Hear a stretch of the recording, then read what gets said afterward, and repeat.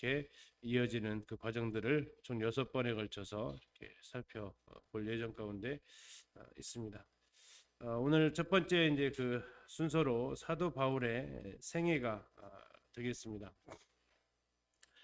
사도 바울의 생애의 큰 흐름은 이제 두 가지입니다. 하나는 그의 출생부터 휴심 전까지, 다음에 두 번째는 휴심 이후에 그의 성령의 인도하심에 따른 전도 여행, 이 두 가지를 보는데, 오늘은 이제 첫 시간은 왼쪽에 있는 1번을 다 볼 겁니다.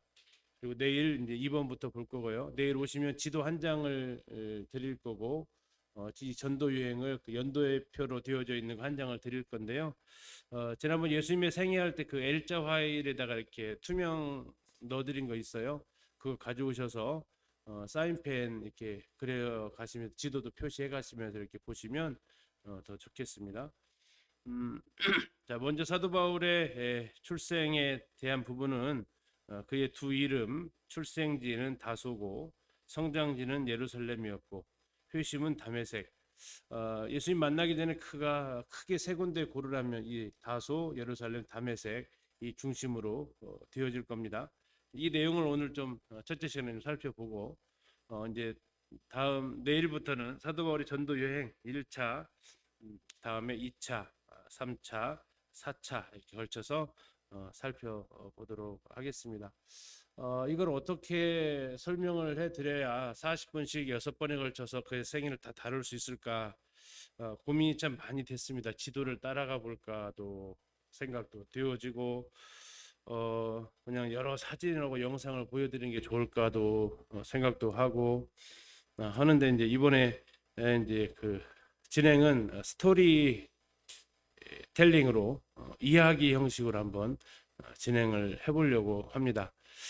그래서 이야기 형태로 진행하는 거에 따라서 한번 이 지도와 관련된 부분들은 표시해 가시면서 들어보셔서 사도 바울의 생애가 이제 어떻게 전개되는지, 또 전도 여행이 어떻게 전개되는지를 이야기 중심으로, 어쩌면 뭐 유인전이라고 할 수 있고 동화책이라도 할 수 있고, 또 이 사도 바울의 생애와 관련되어진 소설도 나와 있는데 뭐 그런 부분도 들 수 있고, 또 그런 형태 스토리 중심으로 오늘은 좀 이번에는 사도 바울의 생애를 살펴보고자 합니다. 지난번에 예수님의 생애는 시간과 장소 이렇게 지도 중심으로 봤으니까요. 좀 다른 접근으로 좀 해보려고 합니다. 자, 먼저 사도 바울의 생애를 17가지 측면에서 살펴보겠습니다. 첫 번째, 그의 두 이름입니다. 사도행전 13장 9절에 나와 있죠. 바울이라고 하는 사울이 성령이 충만하여 그를 주목했다.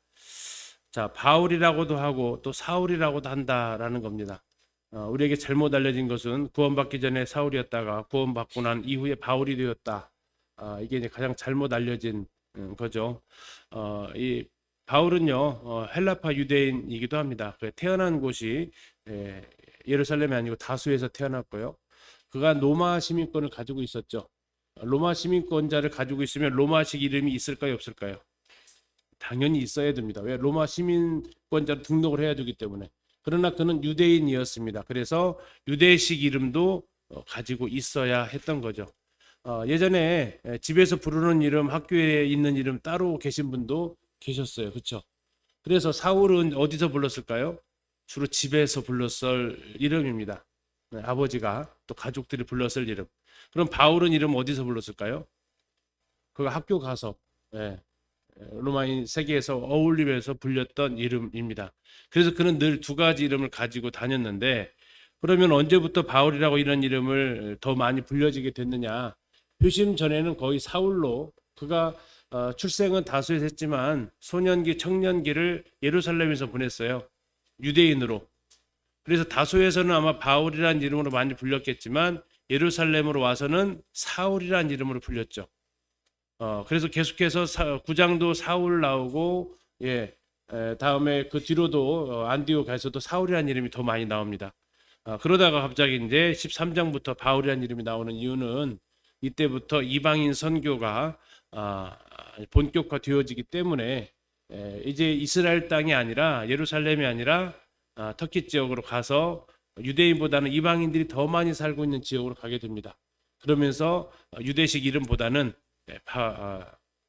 로마식 이름 바울로 이렇게 사용이 되어진 거지. 그가 예수님 믿고 사울이었다가 바울로 된 것은 아니다. 원래부터 그의 이름이 두 가지가 있었다라는 겁니다. 뭐 베드로는 원래부터 시몬이었지만 예수님께서 게바라 하리라 해서 그런 예수님이 만나고 나서 이름이 변화된 사람 중에 하나죠. 게바, 베드로, 페트라 뭐 같은 말이죠. 반석. 그것은 예수님께서 주어진 이름이지만 예수님이 베드로의 이름을 플러스 원을 해줬지만 바울은 원래부터가 두 이름을 가지고 있었다 생각하시면 되겠습니다. 두 번째 그는 다소 출신입니다. 사도행전 네 군데에서 사도 바울의 입을 통해서 다소 사람이다라는 이야기도 하고요. 9장에서는 예수님께서 사울에 대해서 아나니아한테 소개하면서 그는 다소 사람 사울이다라고 이렇게 이야기를 합니다. 어쩌면 사울이란 이름이 이렇게 뭐 흔한 이름이었죠. 구약에도 사울 왕도 나오고요. 그래서 그가 어디에 지역 사람인지를 알려줘야 정확하기 때문에 다소 사람이라는 이름을 붙여준 것 같습니다. 그런데 보니까 다른 곳에 보니까 이 길리기아 다소라는 곳은 소읍이 아니다라고 얘기하래요. 그럼 어떤 도시란 얘기예요? 꽤 컸던 도시였다라는 겁니다. 꽤 컸던 도시. 자, 여기는 당연히 교육으로 유명한 도시였습니다. 교육으로 유명했던 도시. 또 안토니우스하고 클레오파트라하고 만남도 있었던 굉장히 유명했던 도시이기도 했던 곳이고요. 이 다소 오늘날 대한민국에서 교육의 도시가 어디입니까? 어디예요? 강남? 교육의 도시가 어디예요? 뭐 지역마다 좀 뭐 하지만 청주 뭐 이렇게 표현하기도 하고요. 이게 교육의 도시라는 곳들이 있어요. 이 다소가 그런 교육의 도시였고 그런데 이 사도 바울이 교육의 도시를 떠납니다. 그렇죠? 그래서 어디서 살아요? 예루살렘에 살아요. 교육의 도시인데 그러면 바울의 아버지는 결국 교육 도시를 떠나서 예루살렘으로 가라고 합니다. 그러면 무슨 교육이 이루어졌을까요? 이 다소에서는 하나님을 알지 못하는 로마 교육, 그리스 로마 교육이 그곳에서 많이 있었기 때문에 바울을 그곳에서 학교 보내지 않고 어디로요? 예루살렘으로 와서 신앙 교육을 받도록 한 것이 사도 바울의 부모, 아버지의 그 모습이었던 것을 볼 수 있죠. 이 다소는 또 흑염소가 유명합니다. 흑염소 가죽을 가지고 천막 만드는 일을 사도 바울이 하는데 그거 어디서 배웠냐면 바로 이 길리기아 다소에서 그가 천막 만드는 일을 하죠. 그리고 그것을 언제 제대로 써먹습니까? 천막 만드는 일을 고린도에 가가지고 아굴라 브리스길라 만나서 업이 같았다 하면서 하죠. 유대인들의 이제 자녀 교육 방법 중에 하나가 반드시 생활할 수 있는 먹고 살 수 있는 이 기술을 한 가지씩 가르치는 게 그들의 전통적인 방식이었는데 사도 바울은 다소에서 났기 때문에 거기에 많은 흑염소 그걸 천막 이용하는 것을 기술로 배워서 나중에 이제 그가 생계를 유지하는 도구로 사용되어지기도 했죠. 그것이 다소에서 났던 부분입니다. 세 번째 그는 8일 만에 할례를 받았다라고 자기를 소개를 합니다. 할례를 받았다. 다시 말하면 아브라함의 자손인 거죠. 그는 나중에 이 할례가 구원의 조건이 되는 것에 대해서는 굉장히 반대를 했던 사람이기도 했지만 그는 정식 아니 공식적 아브라함의 자손에 해당되는 할례 받았던 사람이다라는 겁니다. 네 번째 그는 베냐민 지파입니다. 베냐민 지파는 자랑일까요? 수치일까요? 수치일까요? 자, 사도바울의 3장 5절 한번 보세요. 나는 8일 만에 할례 받았고 이스라엘 족속이고 베냐민 지파다. 자랑하는 것 같아요? 부끄러워하는 것 같아요? 부끄러울 것 같으면 저걸 안 넣겠죠. 베냐민 지파가 왜 자랑일까요? 초대 왕을 배출한 지파입니다. 당시 기라성 같았던 에브라임 지파, 유다 지파가 있음에도 불구하고 하나님께서 베냐민 지파를 통해서 왕을 세우시잖아요. 그래서 그들에게 있어서는 이스라엘의 초대 왕인 그 지파가 해당되는 베냐민 지파가 해당되었던 것을 볼 수 있죠. 그래서 사도 바울은 베냐민 지파 사람이었다. 이스라엘 12지파 이름 다 외우고 계세요? 루벤, 다음에 시므온, 셋째가 레위, 넷째가 유다, 다음에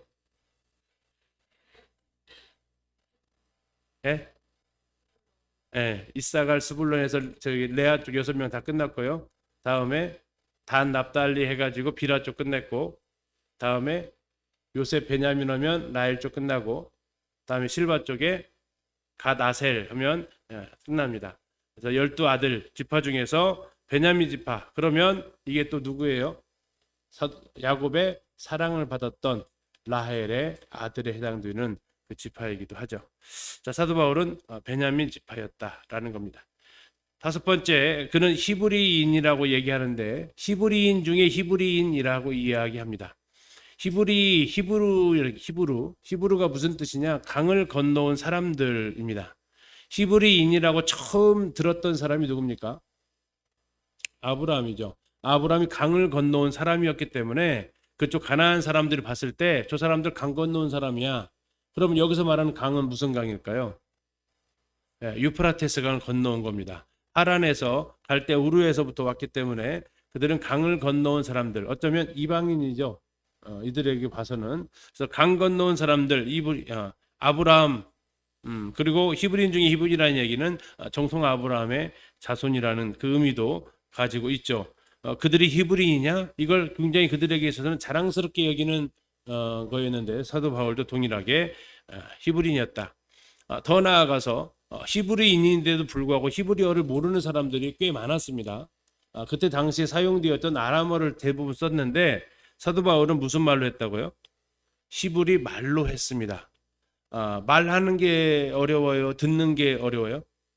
하는 게 어렵습니다. 그래서 유대인들이 히브리 말을 들을 줄 아는데 하는 사람은 또 많지 않거든요. 근데 사도 바울은 다수에서 났으면서도 불구하고 예루살렘에 성장했기 때문에 히브리어를 배웠고 히브리어로 된 성경을 읽어야 했고 그래서 히브리 말로 말할 수 있었던 정통 히브리인이다.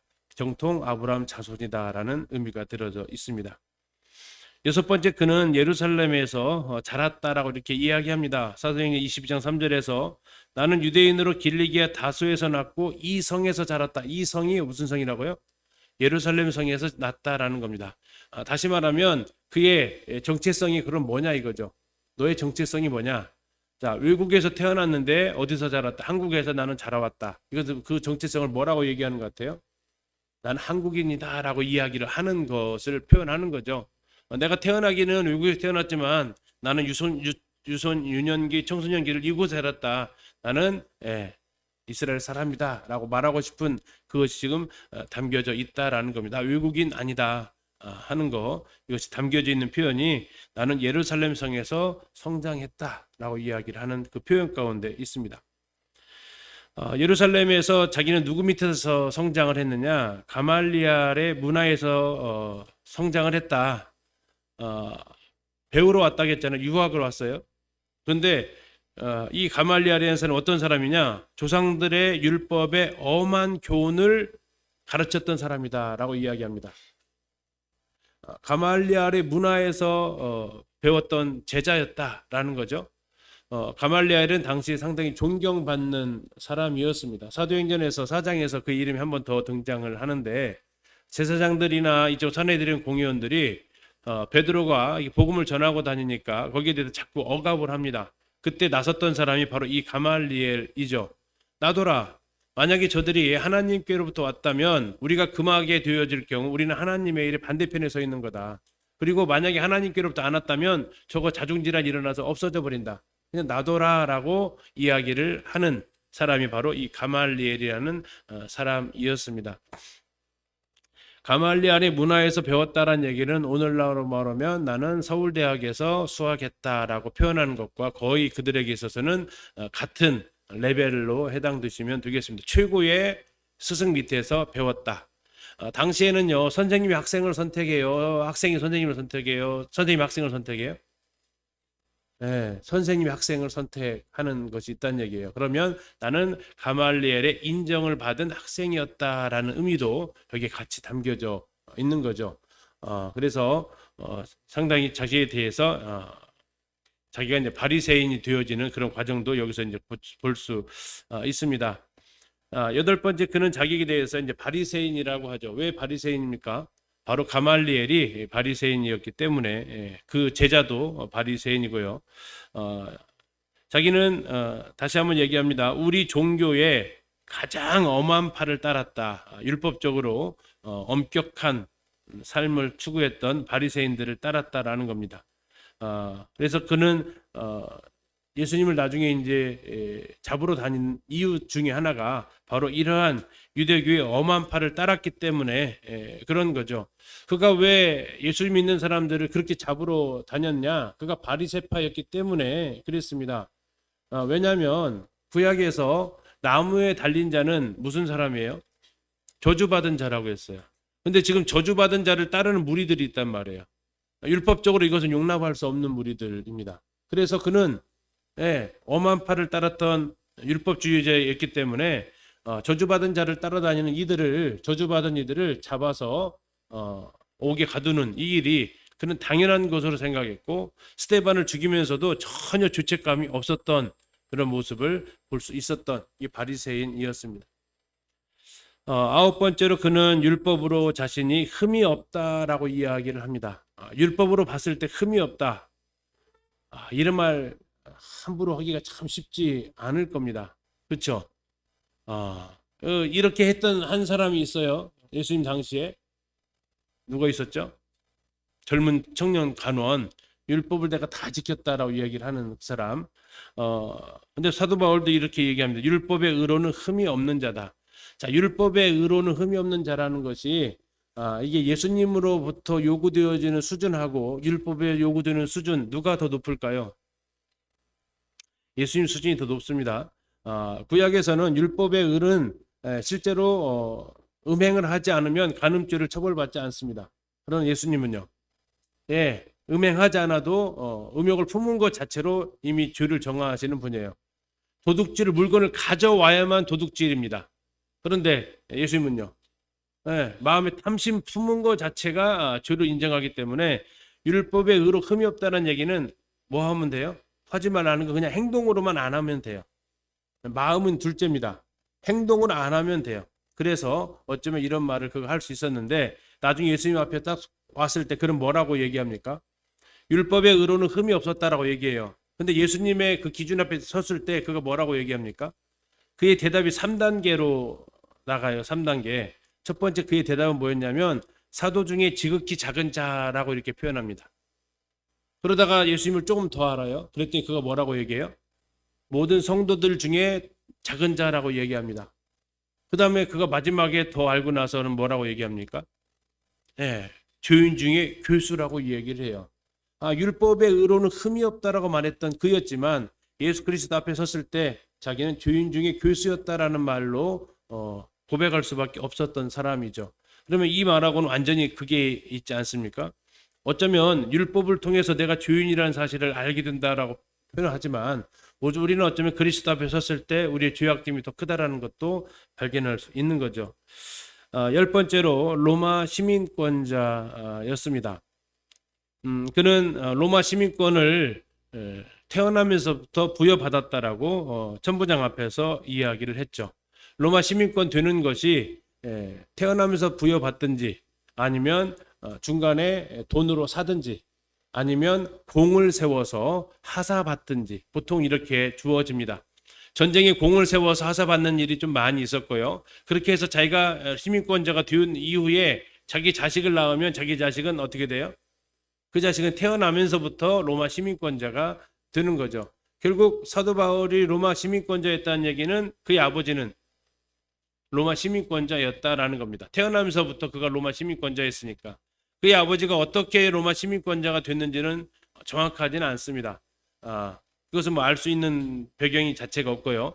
아마 뭐 돈으로 샀을 수도 있고 또 공을 세워서 했을 수도 있고 여러 가지 이유가 뭐 가능하지만 성경에 나와 있지 않고 바울만 태어나면서부터 시민권자였다. 다시 말하면 그의 아버지는 시민권자였다라는 걸 우리가 알 수 있죠.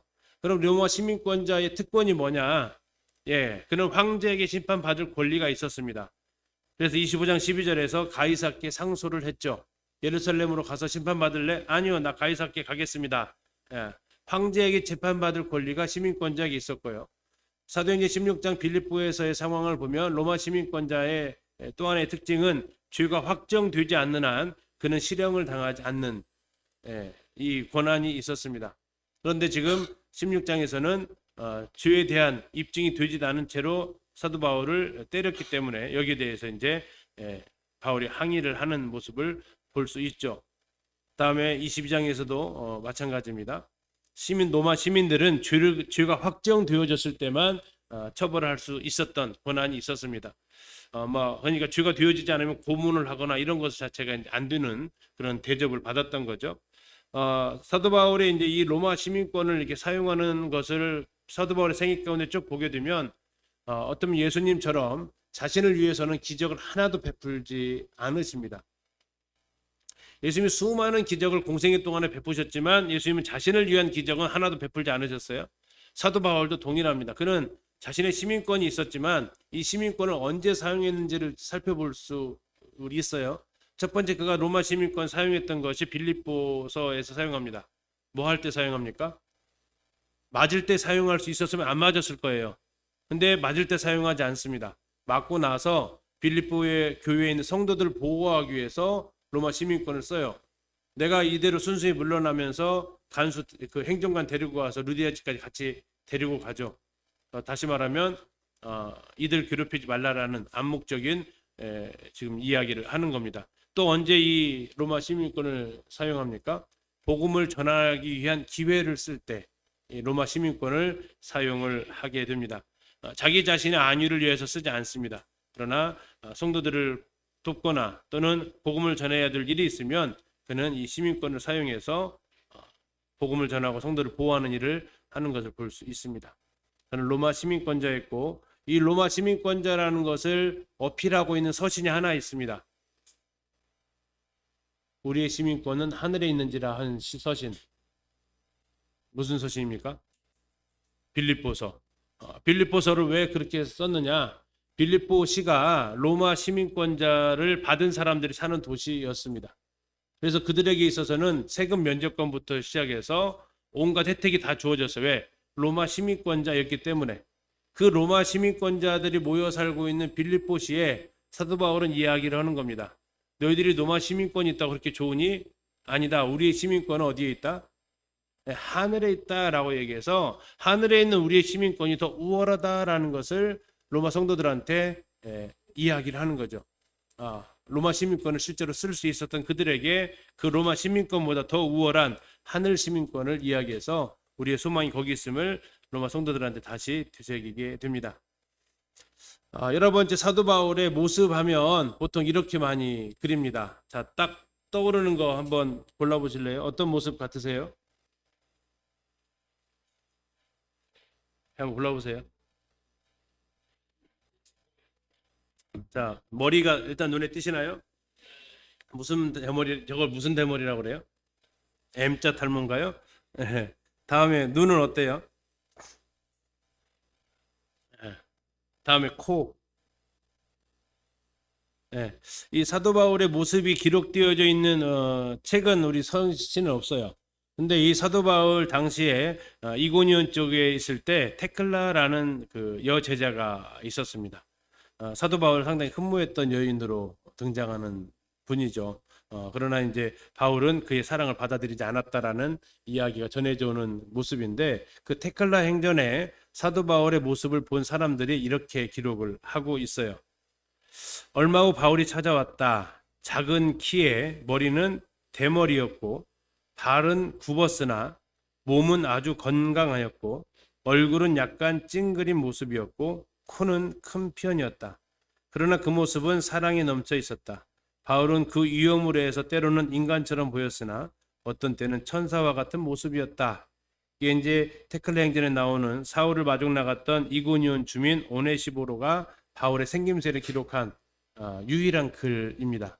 그래서 이 글을 바탕으로 사도 바울의 모습은 늘 대머리로 그려집니다. 그리고 코는 약간 매부리코 형태로 약간 더 크게 그려지게 되고요. 결정적 역할을 했던 것이 바로 이제 이 본문이었죠. 성경에 나와 있지 않지만 그래서 사도 바울은 항상 대머리를 가지고 있다. 자, 구약의 대머리가 누가 있습니까? 엘리사가 대머리 올라가라 해가지고 그 불량자들 이렇게 죽었기도 했죠. 다음에 사도 바울이 들고 있는 건 뭡니까? 뭐 들고 있어요? 두루마리 들고 있습니다. 두루마리는 다시 성경을 들고 있죠. 베드로는 뭐 들고 있고요? 열쇠를 들고 있습니다. 다음에 바울이 또 하나 들고 있는 것은 칼을 들고 있습니다. 성령의 검 해가지고 말씀. 예. 베드로는 뭐 들고 있을까요? 지팡이 들고 있습니다. 네, 목자, 양을 맡겼다. 그래서 그 특징 지어지는 물건들이 이렇게 있고 그 모습들이 이렇게 있죠. 사도 바울의 모습을 봤고요. 이제 회심 전에 바울의 모습이 다메섹에서의 회심 있기 전에 사도 바울이 자기 스스로 했던 말들입니다. 나는 어떠한 사람이었냐? 여러 군데에서 그가 고백을 하는데요. 나는 비방자였고 박해자였고 폭행자였다. 모든 회당에서 여러 번 예수 믿는 사람들을 형벌했고 예수 믿는 자들에게 강제로 예수를 모독하는 말을 하게 했다. 유대교에 있을 때 하나님의 교회, 기독교 쉽게 얘기해서 하나님의 교회를 심히 박해하고 멸했다. 열심으로 교회를 박해했다. 사도행전 8장에서는 교회를 잔멸했던 사람이 사울이었다. 남녀를 끌어다가 옥에 넘기기도 하고 사람들을 죽이기까지 했다. 고린도전서에서 그가 자기 고백하기를 나는 하나님의 교회를 박해했던 사람이다 라고 이야기를 합니다. 자, 우리가 다시 한번 생각하겠지만 말씀드리지만 왜 그가 이렇게 극렬주의자로 했느냐? 가말리엘은 이런 정도 유형의 사람이 아닙니다. 사도행전 4장에 보셨던 대로 나더라. 하나님께로부터 났으면 우리가 하나님의 대적자가 되는 거고 하나님께로부터 안 났으면 자중질환 없어지니까. 근데 바울은 그 스승의 말을 따르지 않았다는 얘기예요. 사울은 더 적극적으로 이 기독교를 아닙니다. 우리 손으로 제거해야 됩니다. 마치 뭐 암덩어리는 초기부터 제거하듯이 제거해 버립니다라고 그가 아주 격분해서 이렇게 했던 모습을 우리가 여기서 이제 볼 수 있죠. 이건 가장 뭐 근본적인 이유가 예수를 메시아로 인정할 수 없었던 상황이죠. 하나는 그의 죽음이 그걸 보여준다라는 겁니다. 메시아가 어떻게 저주받은 자로 죽느냐, 이건 이해할 수 없다. 이게 가장 잘 나타나져 있는 사도 바울에 있어서 가장 잘 나타나져 있는 서신이 이번에 읽게 될 고린도 전서입니다. 고린도 전서에서 1장을 가서 보면 헬라인들은 지혜를 구해요. 그런데 이 십자가는 헬라인들이 봤을 때는 거리끼는 겁니다. 이 십자가는 헬라인들이 그 지혜를 봤을 때 도대체 메시아가 여기서 죽을 수 있는 그 십자가, 그 무력한 것, 이런 것으로 취급을 했어요. 그래서 그들에게 있어서 이것은 참 쉽지 않았고 유대인들에게서도 마찬가지입니다. 유대인들은 뭘 구했습니까? 표적을 구했어요. 메시아가 나타났으면 적어도 뭐를 해라? 기적을 행해라. 그래서 예수님께서 기적을 행할 때는 사람들이 어떻게 했어요? 메시아 예수님을 막 따라다녔어요. 왜? 저 메시아인가 보다. 왜? 표적을 행하니까. 근데 그분이 십자가에서 죽어요. 그럼 어떻게 돼요? 헬라인들한테는 참 미련한 게 십자가고 유대인들에게는 참 거리끼는 게 십자가였단 말이에요. 왜요? 유대인들에게는 십자가는 저주의 상징이었으니까. 그를 저주의 상징인 십자가에서 죽은 자를 메시아로 인정할 수 없었으니까. 아니, 유대인이라고 하면서 그 저주받은 나무에 죽은 예수를 메시아라고 생각한 그들이 점점 유대인들에게 계속 복음을 전하니까 그는 그것을 가만두고 보고 있을 수 없었다라는 겁니다. 그래서 자기가 말했던 것처럼 비방하고 박해하고 폭행하기까지 한 그 삶을 그가 살았다라는 거죠. 교회를 잔멸한다. 이건 멧돼지가 그 밭을 갖다가 온통 다 헤쳐놓는 듯한 그 표현인데 이렇게 그가 교회에 대해서 했다라는 겁니다. 이게 바로 회심 전의 바울의 모습이죠. 그런 그가 다메섹에서 예수님을 만나게 됩니다. 사울이 길을 가다가 다메섹에 가까이 이르니 다마스커스라고 알려진 거죠. 지금 시리아 쪽에 있죠. 호련히 하늘로부터 빛이 그를 둘러 비추는지라 땅이 엎드러져 들음에 소리가 있어 이르시되 사울아 사울아 네가 어찌하여 나를 박해하느냐 하시거늘 대답하되 주여 누구십니까? 나는 네가 박해하는 예수다. 예수님을 드디어 극적으로 만나는 장면이죠. 주님 누구십니까? 라고 했을 때 나는 네가 박해하는 예수다라는 이 소리를 듣고 그는 이제 땅에 엎드러져서 일어날 수가 없었던 그 모습을 떠오르게 됩니다. 네가 박해하는 예수다.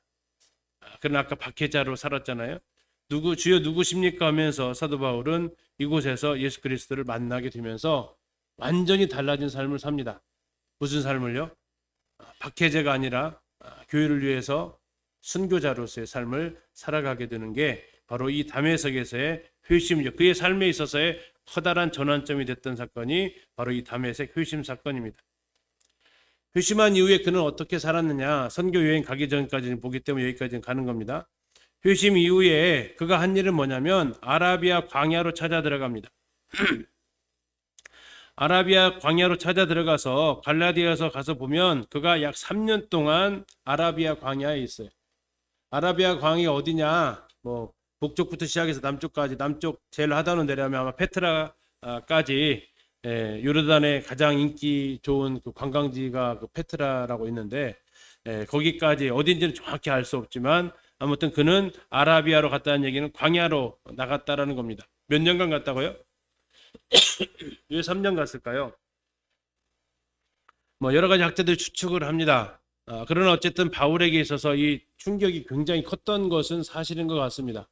지금까지 자기가 했던 일에 대한 그것을 돌이켜 봤을 때 그는 상당히 충격적인 이 상황이었죠. 자기가 예수를 받게 했으니까, 하나님을 받게 했으니까.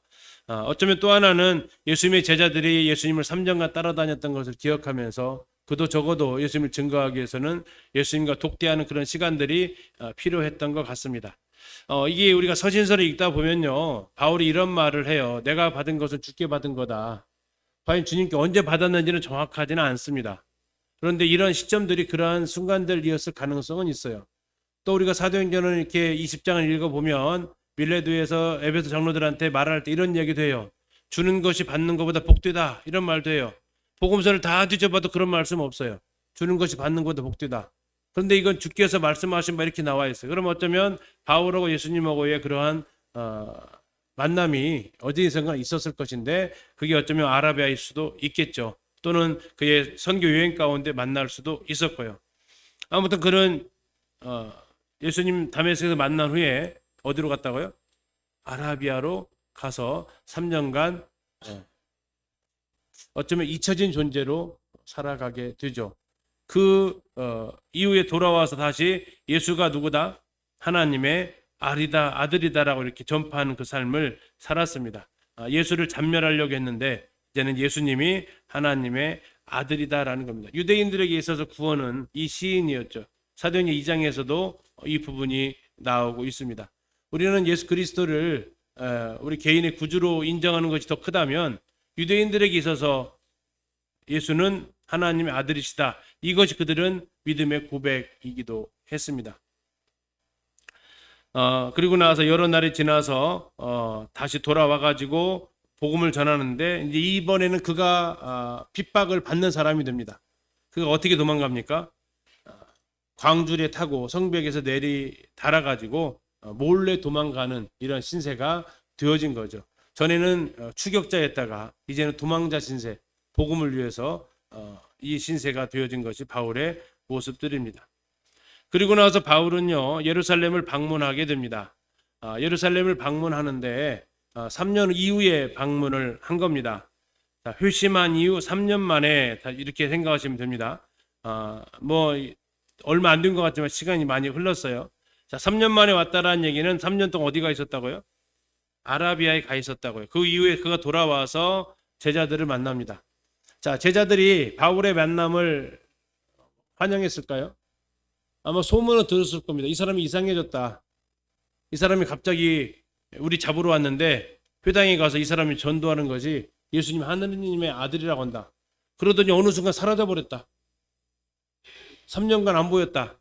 근데 갑자기 나타나서 또다시 예수가 하나님의 아들이라고 전파하고 다닌다. 이런 소문만 들렸던 거죠. 자, 그런 가운데에서 사도들이 못 믿는 겁니다. 누구를? 바울의 이 말을. 무슨 말을? 나 예수님 제자다라는 이 말을. 자, 이때 누가 중재를 나섰어요? 바나바가 이 중재를 나서게 돼요. 바나바가 중재를 나서서, 왜냐하면 바나바는 사도들에게도 신뢰를 얻고 있었고 사도행전 4장에서 이미 자신의 재산을 사도들의 발 앞에 두어서 그는 사도들로부터 위로의 아들이다라는 그러한 별명을 들을 정도의 신뢰를 얻었던 사람입니다. 그가 바울을 편에 서서 바울을 변호해 줍니다. 그랬더니 사도들이 이제 드디어 영접하게 되어지고 그 가운데서 예루살렘에서 15일 동안 머무르면서 주의 형제 야고보를 이렇게 만나면서 또 15일 정도 이곳에서 생활을 하게 되죠. 그러나 더 이상 이곳에 있는 것이 적절하지 않습니다. 왜냐, 바울을 죽이려는 사람들이 계속해서 시도를 하기 때문에 사도들은 바울을 가이사랴까지 가게 해서 배를 타고 너 고향 가라 해서 고향으로 돌려보내게 됩니다. 그래서 그가 선교 여행 가기까지 고향으로 돌아가서 10년에서 11년 정도 그쪽 고향 주변에서 복음을 전하는 삶을 살아가게 되죠. 그러면 결국 사도 바울이 사도로서의 부르심을 받아서 선교 여행을 떠나기까지는 14년 정도의 시간이 공백이 있다라는 걸 기억하시면 되겠습니다. 자, 그런 가운데서 안디옥에 구원받는 역사가 일어나게 되고 많은 성도들이 그곳에 생기면서 예루살렘 교회에서는 바나바를 안디옥 교회로 파송을 합니다. 근데 바나바가 이것을 혼자 감당하기에는 너무 벅차서 바나바가 누구를 찾으러 가요? 이 사울을 찾으러 고향 다섯 지역으로 가게 되죠. 그래서 사울을 만나서 돌아와서 안디옥에서 1년 정도 사울과 바나바가 같이 동역을 하게 됩니다. 그러면서 그곳에서 그리스도인이라는 호칭도 듣게 되고 이게 뭐 칭찬의 말소리가 아니고요. 이 그리스도인한, 다시 말하면 이게 이제 노찌리라고 하는데요. 뭐라고요? 노찌리가 뭐냐면 나사렛 사람들이라는 뜻입니다. 예수님이 어디예요? 나사렛 예수잖아요. 그러니까 유대인들이 말하기 위해서 나사렛 예수를 추종하는 사람들 노찌리 이게 이제 크리스찬이라는 것은 영어로 번역되어진 거고 그러면 노찌리라는 말이 좀 발음도 좀 그러긴 하지만 존경의 말은 아니다라는 거죠. 우리식으로 말하면 뭐예요? 예수쟁이. 혹시 예수쟁이 들어보셨어요? 주변 사람들로부터 예수쟁이라는 말 안 들어보셨어요? 네, 들어보셔야 되죠. 그렇죠? 예수쟁이가 어떻게 칭찬하는 말인가요? 약간 비아냥거리는 말투잖아요. 당시 거기서 그렇게 들었다고요. 이 노찌리들, 그리스도인들, 이렇게 그리스도 아니면 아무것도 아닌 사람들, 이게 노찌리들이에요. 나사렛 사람들. 이렇게 그들이 여기에서 그러한 호칭까지 들으면서 생활하다가 당시에 예루살렘에 흉년이 들어서 안디옥에서 부조해가지고, 왜 부조했을까요? 예루살렘 교회에서 바나바 파송해 줬잖아요. 그래서 그들이 다시 부흥할 수 있었기 때문에 거기에 대한 답례 차원에서 헌금 걷어서 예루살렘으로 부조를 해서 보냅니다. 이때 부조 사절단으로 누가 갔어요? 30절 끝에 보니까 바나바와 사울이 이곳에 방문하게 됩니다. 그러면 지금 사울이 이게 예루살렘 2차 방문이에요. 2차 방문. 아까 1차는요 누구랑 갔어요? 바나바가 제자들하고 만남을 주선해 줬을 때 한 15일 정도 머물기 위해서 갔었던 게 1차 방문. 회심 이후입니다. 그리고 이게 2차 방문인데 기록되어진 2차 방문. 그러면 1차와 2차 속에 시간이 얼마나 흘렀어요? 약 10년에서 11년 정도 시간이 꽤 훅 흘러갔어요. 그 시간적 흐름을 좀 기억을 하시면 되겠습니다. 그리고 나서 드디어 성령에 의해서 이방인의 사도로 보내심을 받게 되는데, 자, 그럼 다시 한번 시간적인 흐름을 볼게요. 사도행전 9장에서 주께서 이르시되 가라, 이 사람은 사도 바울입니다. 내 이름을 누구한테 전한대요? 이방인한테 전한대요. 사도 바울한테 직접 얘기합니다. 22장에서는 내가 너를 멀리 이방인에게로 보낸다. 바울도 여기에 대해서 이제 사도들과 서로 이 역할 분담을 합니다. 갈라디아 2장에서는 베드로에게 역사하사 그를 베드로를 할례자의 사도로 삼으시니가 또한 나에게 바울에게 역사하셔서 바울을 이방인의 사도로 삼으셨다. 베드로는 누구의 사도예요? 할례자의 사도, 유대인의 사도. 베드로는 주로 누구에게 복음을 전했어요? 그러니까 유대인들. 바울은요 이방인의 사도. 그러니까 누구예요? 헬라인들, 당시 유대인, 이방인들, 유대인 아닌 그 사람들, 그들이 전도의 대상이었다라고 이야기를 합니다. 바울은 이것을 어떻게 생각했느냐? 자기가 이방인의 사도로 부르신 것에 대해서 로마서 11장에 말합니다. 내가 이방인의 사도인 만큼 내 직분을 어떻게 여기가? 영광스럽게 여긴다라고 이야기를 합니다. 왜 영광스럽게 여겼느냐? 이게 나중에 에베소서로 가서 보게 되면 사도 바울이 에베소 3장에서 하나의 비밀을 깨달았대요. 비밀을 깨달았는데 그것이 무슨 비밀이냐? 유대인과 이방인이 하나 되는 비밀. 근데 유대인과 이방인이 하나 되려면 유대인은 이미 있고 이방인을 준비시켜야 돼요. 자, 유대인을 성도로 준비시키는 것은 바울이 했고요.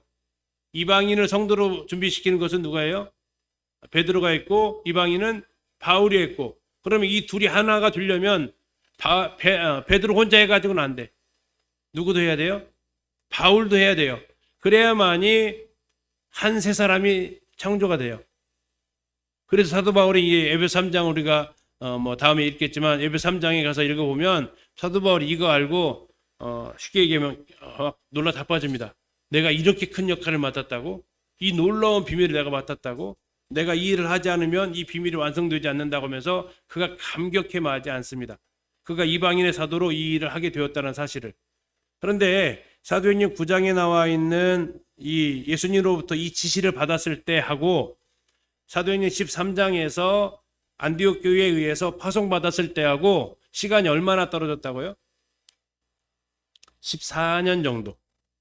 좀 이상하지 않으세요? 왜 이렇게 시간을 많이 끄셨을까요? 어쩌면 하나님이 급해가지고 바로 구원받기 위해서 쓰실 것 같은데 사울이라는 이 사람을 14년간 묵혀두셨다고요. 우리도 하나님의 말씀이 나에게 임하면 14년 후에 이루어질까요? 그렇게 기대하세요? 예. 뭐 이렇게 말씀 주셨으면 바로 실행하시려고 하지 않으셨겠냐? 우리가 보통 이렇게 기대하지 않습니까? 근데 하나님이 예수님께서 직접 부르시고 예수님께서 직접 쓰시려고 했던 사람을 예수님은 부르시고 나서 안 쓰실 것처럼 가만히 놔두세요. 그리고 나서 14년 후에 이제 드디어 선교사로 부르심을 받게 하세요. 그것도 예루살렘 교회가 아니라 저 수리아 안디옥, 자기 고향과도 아닌 교회. 그러면 이 14년간 그는 뭐 했을까요? 아까 3년간 어디가 있었어요? 아라비아에 가 있었어요. 그래서 주님과 아마 독대하는 그런 시간을 가졌을 거예요. 광야 자체가 그런 장소니까. 11년간은 뭐 했을까요? 11년간 뭐 했을까요? 1번 성경 연구했다. 2번 수양했다. 3번 전도했다. 뭐 했을까요? 4번 모른다. 뭐 했을까요? 3번입니다. 그가 전도합니다. 그걸 어떻게 알 수 있냐면 우리가 사도행전 읽어보게 되면 사도 바울이 1차 전도 여행했던 지역이 있어요. 비시디 안디옥, 이고니온, 루스드라, 더베.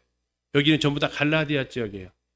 그런데 사도 바울이 나중에 15장 읽어보시면 사도 바울이 제자들을 돌보기 위해서 길리기아 지역을 가요. 그건 1차 전도 여행이 전도했던 지역이 아니에요. 근데 거기에 제자들이 있어요. 어떻게 제자들이 생겼을까요?